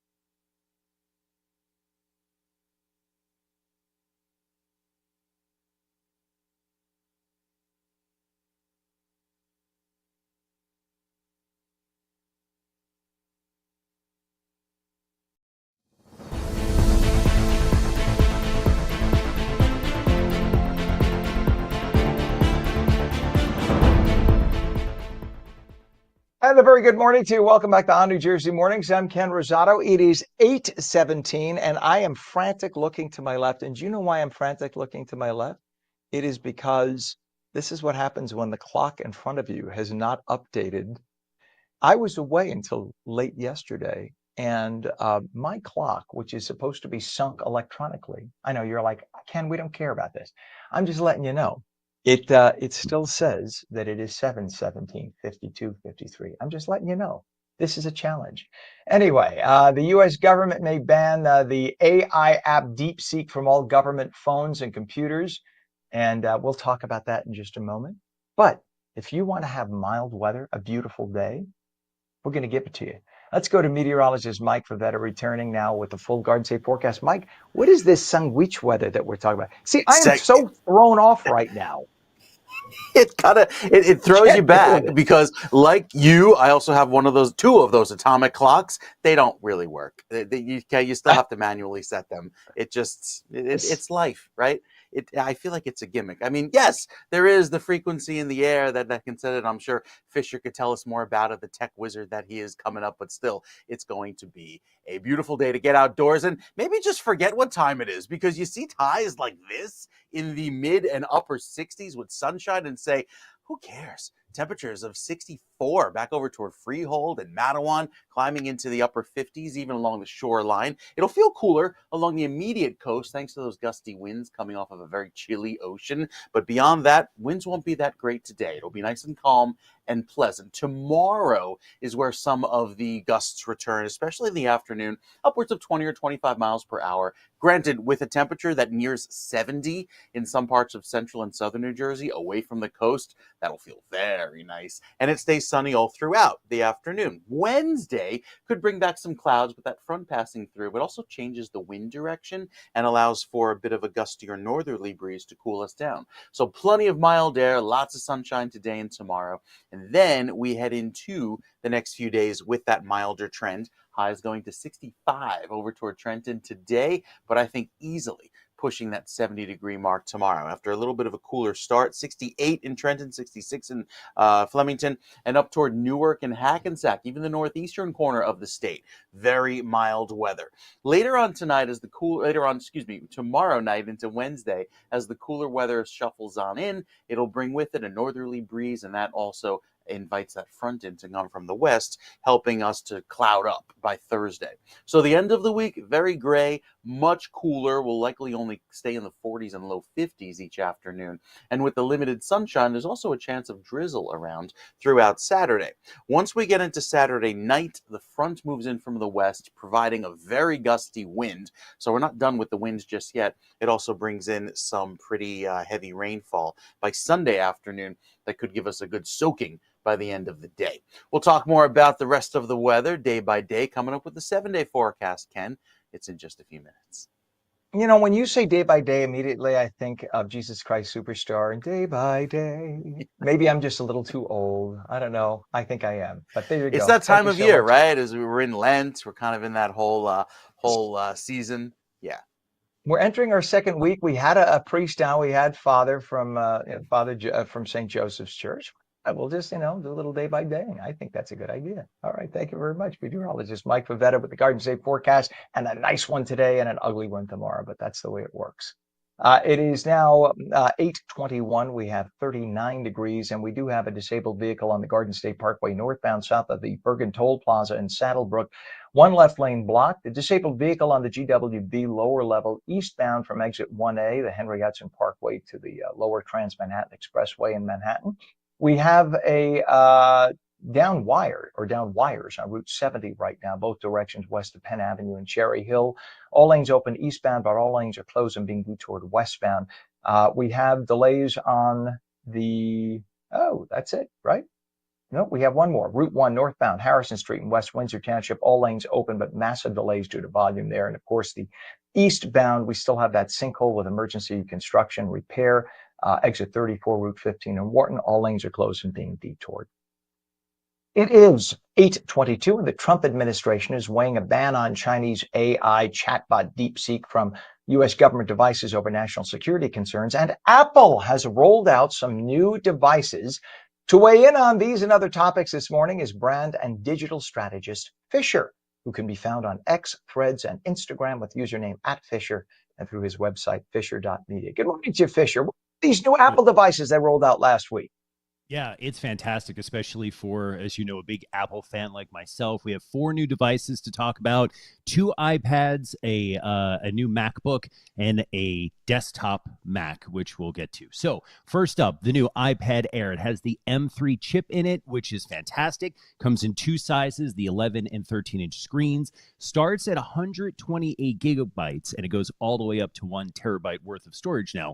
128 gigabyte, then 256, 512, until you get to the 1 terabyte of storage.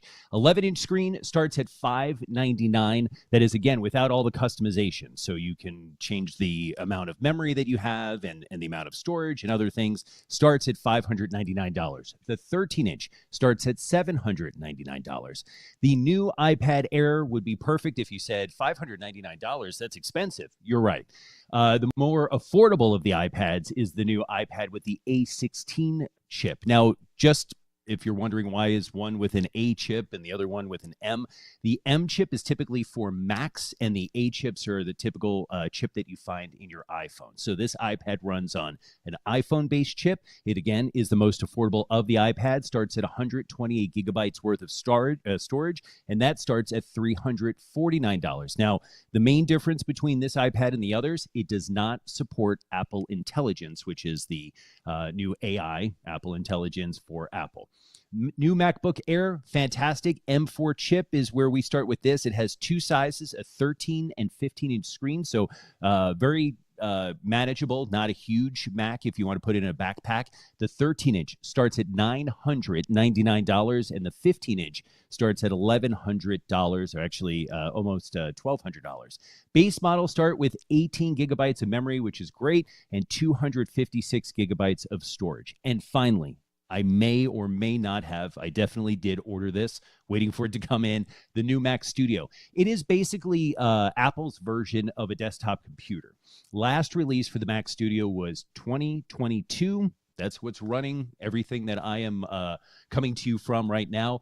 It comes with the M3 Ultra and M4 Max chips. I'm really excited about this. The M3 Ultra starts with 96 gigabytes of memory.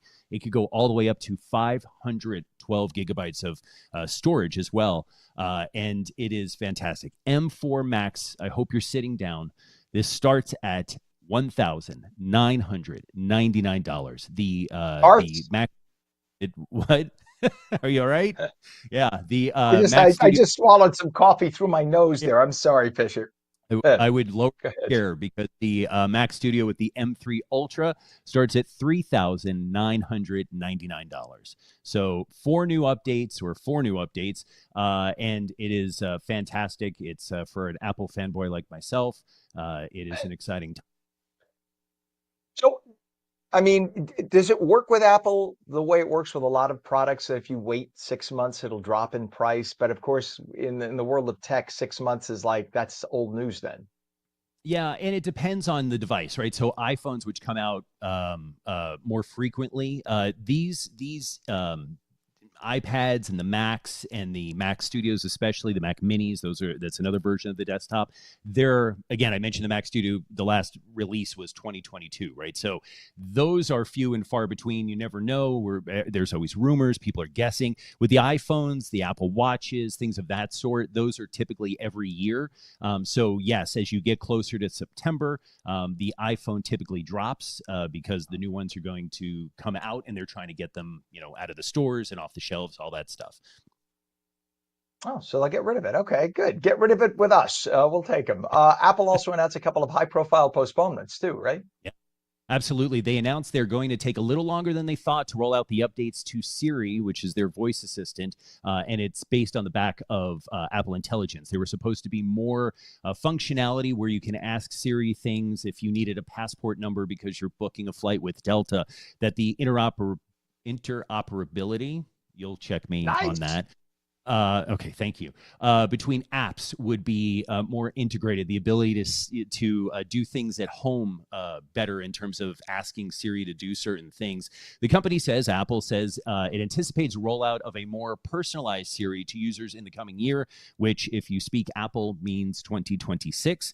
And that also delays the Home Hub, which would be the equivalent of the Amazon Alexa Show with the screen or the Nest Hub, because a lot of that, when you have it in your house, you're asking it to do different things: run the vacuum, turn on the lights, open the garage door, whatever that is, and then also asking it for recipes and things that you might need around the home. So that delays the Home Hub, which is also a rumor, but there is definite credible news that Apple employees have been testing the Home Hub out. But without this Siri upgrade, that is going to be delayed probably until 2026 as well.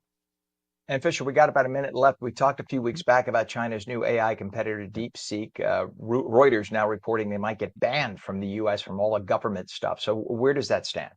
Yeah, the U.S. officials are worried about DeepSeek's handling of user data, which we know is stored in servers in China, according to the Wall Street Journal. They're also looking to ban from app stores, pulling limits on how U.S.-based cloud services like AWS and Azure could provide services. So yeah, it's but again, DeepSeek is not all it's cracked up to be. So stick with ChatGPT, Grok 3, and all of the other Microsoft Copilot, and you should be good. All right, so there you go. Follow the rules. Stay away from anything that China produces. It seems because look. The fact is, there are two facts we have to deal with. Number one, that China it is part of the government strategy. It's public knowledge. They tell their officials to lie if confronted, right? So if there is somebody who represents a corporation and you confront them about whether the data is stored on Chinese servers and it could compromise their ability to market it, they are told to lie. The government actually says to lie. So, and they don't hide that fact. So when you start out with that, it tells you everything. So when And we you talked ask, about that, talking yeah, about TikTok. A friend of mine interviewed with TikTok. They talk about how they have U.S. offices and things are based here in U.S. My friend had to do his interview at 10 p.m. Eastern time, which means that he was interviewing with Chinese representatives because of the time difference. So if I it was mean, such look, American, TikTok is fun. yeah, Right, it would right. have If it been a was so American, then why do you got to do it 10 p.m. Eastern? right. Look, this is the thing. If you don't mind all of your data being on a foreign server, and we're not Mhm. just talking about here, we're not just talking about potentially like your credit card, which you could Mhm. cancel. We're talking about your social security number. We're Yep. talking about your identity. This is a serious thing. For a minute of laughing at somebody playing on TikTok, scratch your head and think about that. And in this case, with DeepSeek. So. All right, brand and digital strategist Fisher, found on X, Threads, and Instagram with the username @Fisher, and through his website, fisher.media. Thank you for coming on this morning. As always, we'll Thank you. catch you again next week. All right, you bet. It is 8:30. The phone lines are open. We'll take your calls at 888-658-0234, 888-658-0234. When we come back, meteorologist Mike Pavetta says sunny and milder, highs in the mid-60s. The full Garden State forecast in a moment. You are watching On New Jersey Morning, seen daily at ONNJ.com, Roku, Fire TV News on Samsung TV Plus, Apple TV, YouTube, Facebook, and X, and now streamed live on Rumble and Twitch at twitch.tv/On New Jersey. We're coming right back.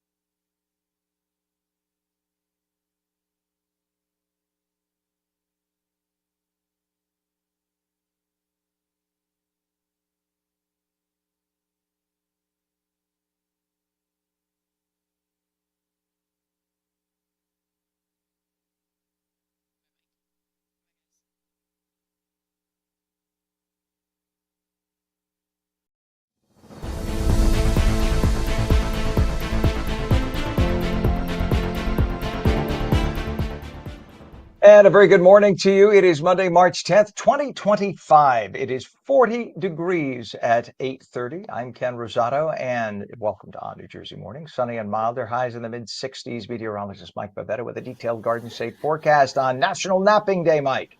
Yeah, we're getting there. We're getting close to that Pizzolino. A little. We'll just Yes. throw in some more of these words today. Bringing back a little. I'm kind of trying to learn how to do a longer nap in the afternoon because the short naps, kind of easy to do, especially when you've got so much sun, a nice pleasant feel. But when you just conk out and you wake up feeling great. Today's weather will be the day to do that, especially with highs that'll climb into the mid 60s. Later on into tomorrow, it gets a little breezier, but still highs will be close to 70 in some parts of New Jersey. The chill returns later in the midweek, and that will be felt especially along the shore points where your highs only hold in the mid 50s thanks to that cooler breeze coming off of the water. Inland, however, well into the mid 60s, it'll feel quite nice. Now, with the average high today climbing well into the mid 40s, we'll make it well above that. But look at that sunset time approaching 7 p.m. And I think we'll be after 7 p.m. once we get to later on in the week. Now, with all the clear sky around today and tomorrow, it looks very pleasant. Satellite is clear. There's no rainfall coming in. The next chance for significant rain is way down the road until Sunday. So, yeah, there could be a few opportunities, maybe overnight. A little sprinkle between Thursday into Friday, but it's really Sunday afternoon that we get our next big punch of wet weather. And until then, air quality remains very good with that southerly flow of air, keeping things nice and fresh around here, keeping the skies nice and clear. Any rain stays far away. The next front that comes in Wednesday night into Thursday brings back a cooler feel for Thursday afternoon. But the clouds that come in will also be accompanied by a few overnight sprinkles by Thursday morning. Into Thursday afternoon and Friday, notice the heavy dose of clouds that sticks around. We're in between weather systems, and the weather forecast is kind of the flow, if you will, of weather is kind of jammed up. So it doesn't move out as quickly. So while we have these lovely stretches of afternoons with highs in the mid 60s, Wednesday sees the cloud cover. That's our transition day. And then Thursday, highs only climb into the upper 40s and low 50s with clouds around. We're staying gray through Saturday and Sunday with very windy conditions this weekend ahead of some rain that comes in by Sunday afternoon, and that rain could be heavy at times. So again, beautiful weather for the shore points, but noticeably cooler, only the 50s for you, if that. And if you find yourself along the shoreline, like at the beachfront, it's going to feel so much colder with that wind coming off of the water, likely only 40s there.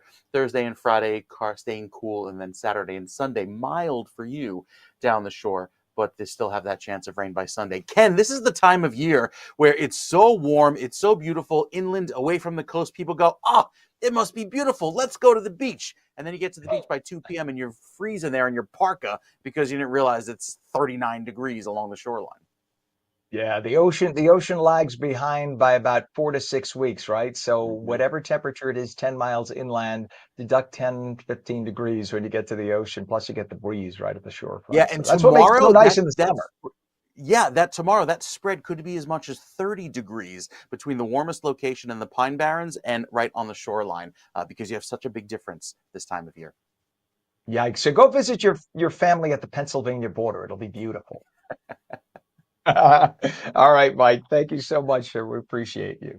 It is 40 degrees now at 8:35. And traffic-wise, we do have a disabled vehicle on Route 70 eastbound east of Cuthbert Boulevard and Cherry Hill. One left lane closed. We have a disabled vehicle on the GSP northbound. South of the Bergen Toll Plaza, Saddlebrook Township, a left lane is blocked. Disabled tractor trailer on the Turnpike. The 95 express lanes northbound south of exit 72 in Leonia. The left lane is blocked. Down wires, Route 70, both directions, west of Penn Avenue, Cherry Hill. All lanes open eastbound. Lanes are closed and everybody's being detoured off westbound. And we have emergency construction remaining and that sinkhole repair on I-80 eastbound at exit 34, Route 15 in Wharton. All lanes closed and folks are being detoured off for the next few weeks. It is 8:36. From viral TikTok fame to a sold-out stage. Two lifelong friends from Manalapan are taking their hit podcast, The Makeshift Project, to new heights. Zach, now I'm going to mess it up, Misikia and Brian Conforth, who amassed over 2 million followers across TikTok and YouTube. He's going to say, no, Ken, we pronounce it in American English, Misikia, probably, right? Their unique blend of sports, pop culture, and humor. I've checked them out. They are very cool. You got to check them out. Set to host their first ever live show this Thursday, March 13th at White Eagle Hall in Jersey City. They're bringing guessing games, audience interviews, funny stories, and special guests, including the mysterious Rizzler, to an interactive night. Zach and Brian, now please correct me on the pronunciation. Please. It's pronounced Misikia, which is something that you probably wouldn't have guessed, but it's close enough. That's good for me. I speak Italian, so in Italian it is Misikia. So, but why do I assume you're going to pronounce it in American English as opposed to Italian? But Misikia, good. You're following the mother tongue. I appreciate it. Good morning, Zach and Brian. Now, you've gone from recording in a corner of the Conforth family home in Manalapan to headlining White Eagle Hall. 2 million followers behind you. Hey, listen, we have 2 followers behind us, just so you know that. What does it feel like to take the Makeshift Project from social media screens to a live stage? Because this is huge. Yeah, I think it's something that we've always been proud of, our authenticity and being able to bring stuff through the podcast screen over to people's homes, make them feel like they're in the room with us. So for us, bringing it onto stage and actually being able to interact with people, it's really exciting. Getting people to actually play a part in our show is something that we're stoked for. So super excited. White Eagle Hall, thanks for having us, and we're going to have a great time. I mean, you deserve praise. This is huge. To get to this point where you have this many followers is enormous. At what point did you guys get to a point where you went from a few followers to a few hundred to a few thousand to millions? What was there a specific point at which you saw the numbers go?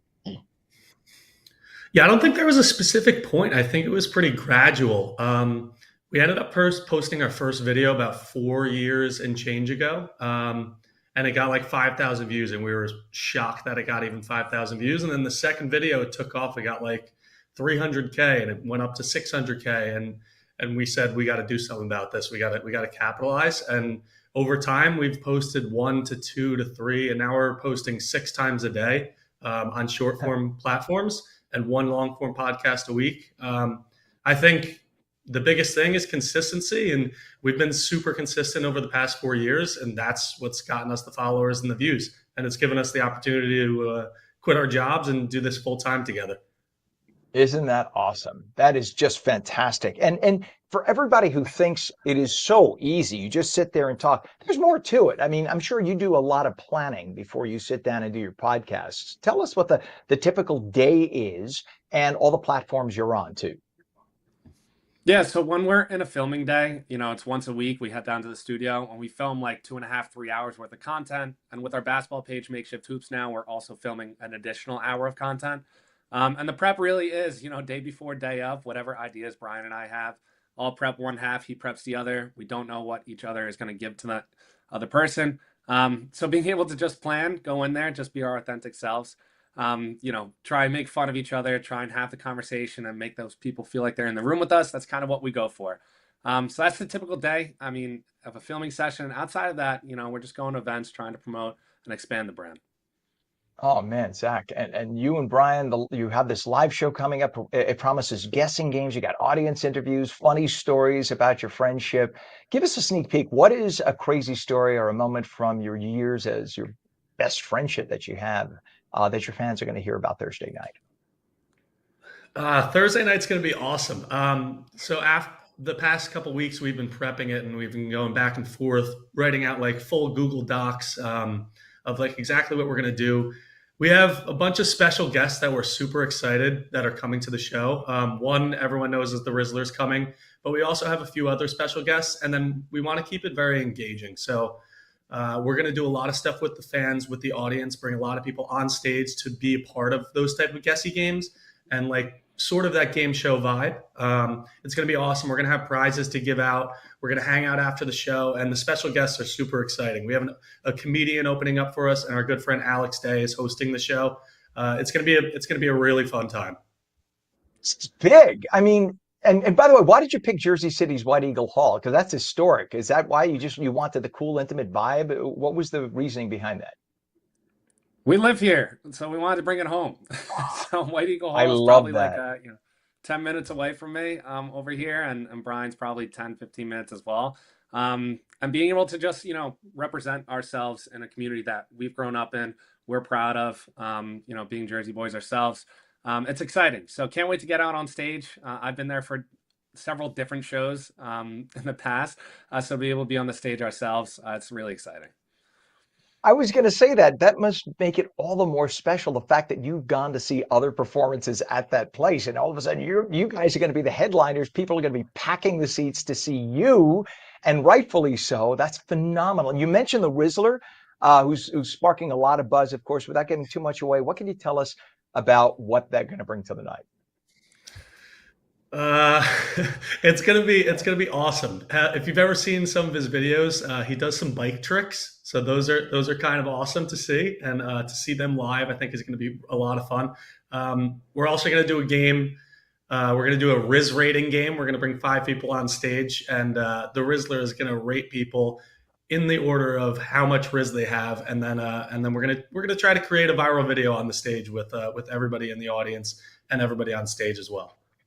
I mean, I'm assuming that this is going to be streamed by a lot of people because, and let me guess, this is going to be the first of many. I'm assuming you're going to make this a regular thing if this thing turns out the way you're thinking, and I'm thinking it's going to be huge. Yeah, we're going to see how it goes. We do have another show that I can't name the date in July, but we're excited to release that eventually once we start finalizing things. And then after that, we'll see what happens. We're excited to bring this to life. It's something that, we're in that corner of the basement. So to bring it out onto a stage to the people, have them interact. And like I told Brian, I want the show to be pandemonium. Like I want it to be something that people haven't experienced before. I don't want to just go up there and talk to Brian, but we want to get people involved, bring people on stage and have a great time. So it won't be the last, but we want to, get used to this and see how we could do. And I'm assuming it'll evolve. I mean, right, with each show that you guys do, it'll just evolve. You'll play it by ear, which is what makes this so special and why your podcast is so huge. But you know what? The main thing that I've seen from everyone who does a podcast, and you mentioned before 2 words, authentic selves. You guys are likable. You're likable. The fact that your best friends jumps off the screen. And I think people like that. People want to live vicariously through each of you. They want that friendship. And when they see you interact, that's what makes it such a pleasure to listen to two buddies just BSing. We could say bullshitting on the show, by the way. And it's just nice to hear you bullshitting. You're just being you. And we love you for that. That's what's so awesome. You're nice, likable guys. So, what do you think growing up in New Jersey had to do with shaping your humor and the topics and what made the podcast such a hit? Well, we appreciate that. Thank you. That's a big compliment. We really don't think like our conversations are anything special, but I guess that's the good thing, because this is how we talk to each other outside of the camera. When we're with each other, just hanging out, going out to bars, going out to dinner, we talk the same way, and we get that a lot from people. They're like, "You guys sound exactly the same." We're like, "What do you expect?" It's always going to be the same thing. But growing up in New Jersey, I think that our families kind of contributed a lot to this. Like, everyone's unfiltered. They say what they want, and we have some funny people around us. I think that rubs off on us a little bit. And yeah, I don't know. We're just very genuine on screen, in front of the camera, and we're exactly the same way off screen, outside of the camera. All right. The live show is going to be, again, it's Thursday, March 13th. This Thursday, White Eagle Hall in Jersey City. Can you still get tickets to it? You can still get tickets. You could buy. Yes. So if you go to our website or you go online, you type in Makeshift Project live show, it'll come up. But we're selling. So we're getting close to that sellout number. So definitely go get your tickets ASAP if you can. Oh, man. Well, that is phenomenal. I'm excited for you. I'm proud to be a fellow New Jersey guy. I'm proud that you guys have put in so much effort, because it wasn't an overnight thing. You worked hard to get to this point. You deserve every second of success. And you do our hearts proud, and we're so happy that you're New Jersey boys. The show is called The Makeshift Project. Zach Misikia and Brian Conforth, thank you both so much. Please don't be strangers. Come back anytime. We'd love to have our 6 viewers and your 2 million get together and be friends. Thank you so much. We better see you at the show, Ken. I'm going to come. I'm going to be there. I'll be there. When security says, "Hey, you can't go up there," I'm going to be shouting out, "Hey, Zach. Hey, Brian, let me up." Deal. You're more than welcome. Hey, you got it. I appreciate you guys so much. Have a great day, and thanks for coming on. Thank you. You bet.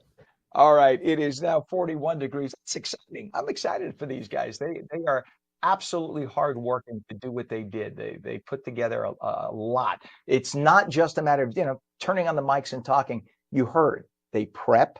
Yes, it's mostly a natural, organic conversation, but the topics have to be prepped. They have to set aside days to tape. It's a lot of work, and they deserve the success that they have.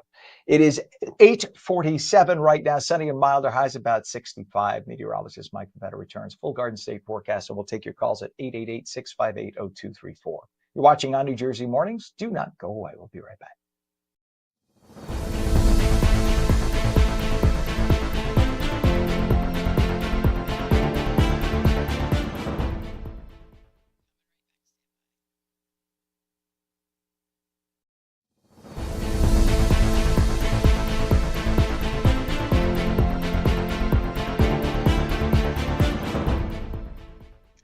A very good morning to you. As the cost of early learning continues to rise, one local nonprofit is stepping up to make a difference.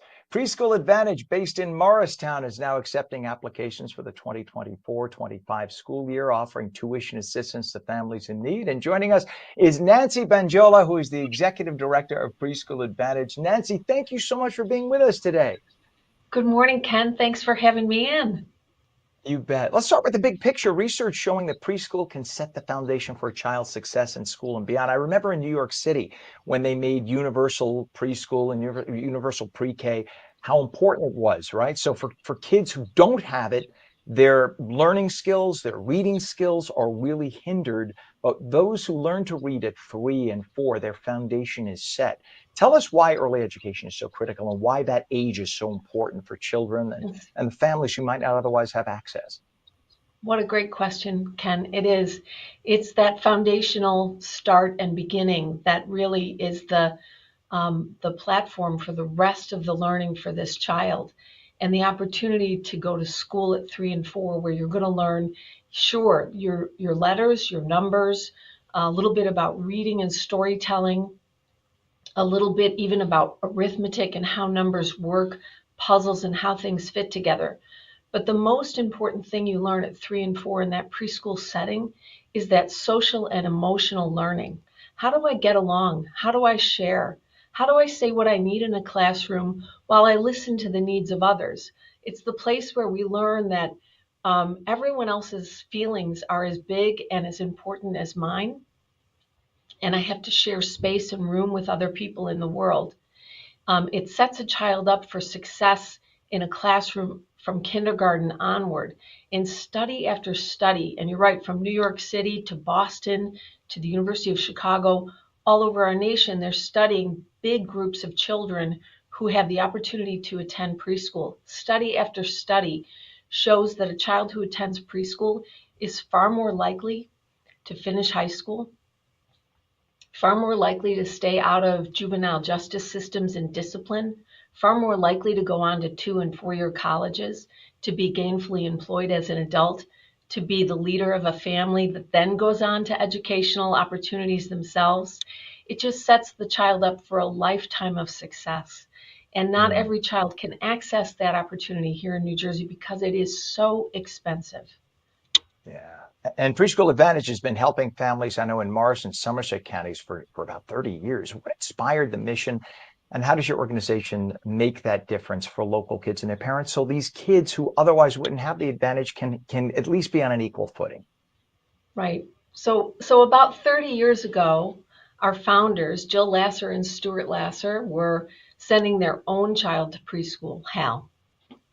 And they were watching him in a classroom one morning, and they saw how beautifully he interacted with children who were not at all like himself, how wonderfully engaged every child was in the learning process. And when they walked out to the playground, and watched the children continue to play, they said, this is the solution to just about every problem you look at in our world. If children could learn at an early age to be successful and to work together, it could really solve so many problems in our world.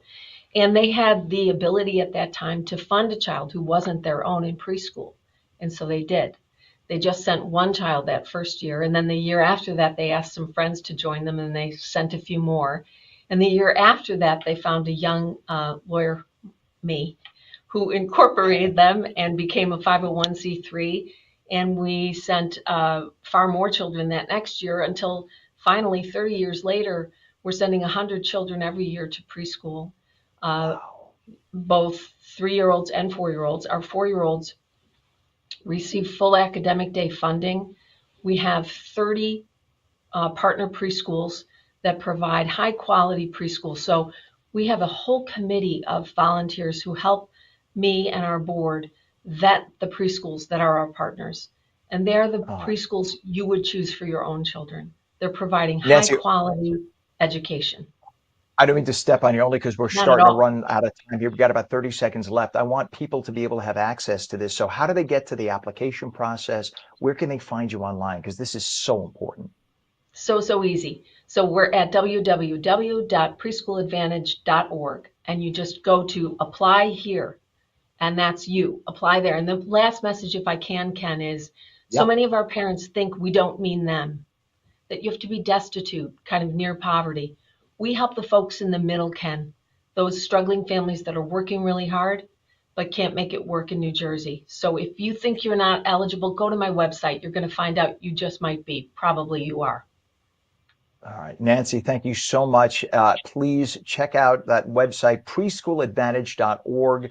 It is so essential. If you have a child, you have to get that child reading by 3.5, 4 at the latest, because that will set the standard for their lives. I was lucky to have a mother who worked at a Montessori school. She taught me to read at 3.5, and well, don't use me as the example, but but it is essential to get a child reading, and every child matters. So thank you very much, Nancy. You are awesome. Thank you for being there, and it's a great organization. Thank you. Thanks for your time, Ken. You have a great day. Thank you.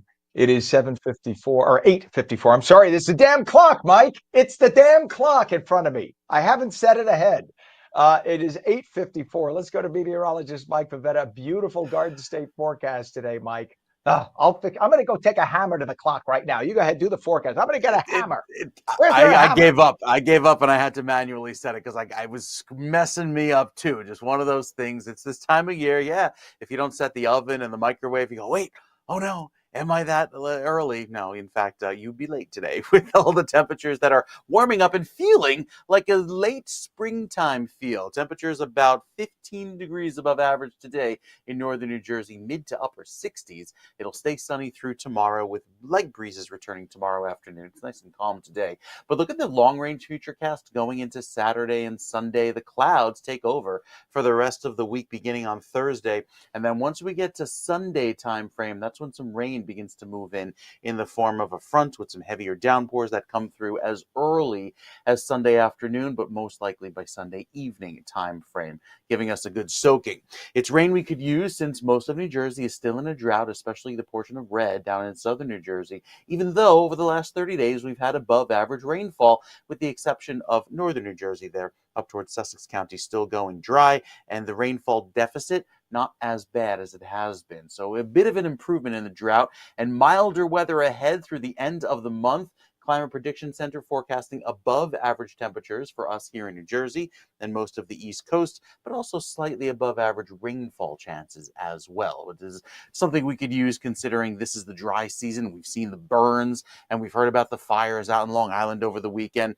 Just a poorly extinguished cigarette butt flicking it out the window, or even the iron on iron rails along the train tracks. A lot of those sparks that are generated could cause brush fires that could spread rapidly with conditions these dry, especially with the winds picking back up again tomorrow. Wednesday and Thursday, a little bit cooler as temperatures bottom out in the 30s at night, warming up only into the low 50s each afternoon, but the weekend looking gray and wet, especially with the clouds that are back in play beginning Thursday. So it's shore points again for you, about 10 to 15 degrees cooler, especially along the beachfront, with temperatures only climbing into the low 50s as those clouds hang up on Saturday and Sunday. We've got some rain on the way, 6 days away. So enjoy the dry weather until then, Ken, and we'll be taking those naps today on National Nap Day in the sun in the park. I think it's essential. I think anyone who does not honor National Napping Day, I think they should never be allowed to nap again. I'm just saying that we should all take a little sanguiche, as you said, a little bevuto, you know what I mean? A little tazza di vino, and go into the park. Just make sure you're not driving if you have the tazza di vino, and enjoy a little sip of wine with a nice sunny day. Of course, everybody's saying, Ken, we got to work. Shut up. But it is what it is. And I think National Napping Day should be honored. I'm just saying. All right. I think they're called what is it? Siesta? Walking drink. Well, siesta, yeah, but for those who want to take the wine to go in like a little travel mug, looks like coffee. Just saying, a little nice day to do that. Walking, not driving. Pomeranian mug. All right. Mike, thank you so much. You are the best, sir. We'll catch you tomorrow. That is on New Jersey Mornings for your Monday, March 10th. I'm Ken Rosato. Remember, you can stream us at ONNJ.com, Roku, Fire TV, News on, Samsung TV Plus, Apple TV, YouTube, Facebook, and X. We also stream live on Twitch, twitch.tv/OnNJ. Catch you again tomorrow at 7. Tell all your friends about us if you love us. If you don't say a word. Till then, have a great day.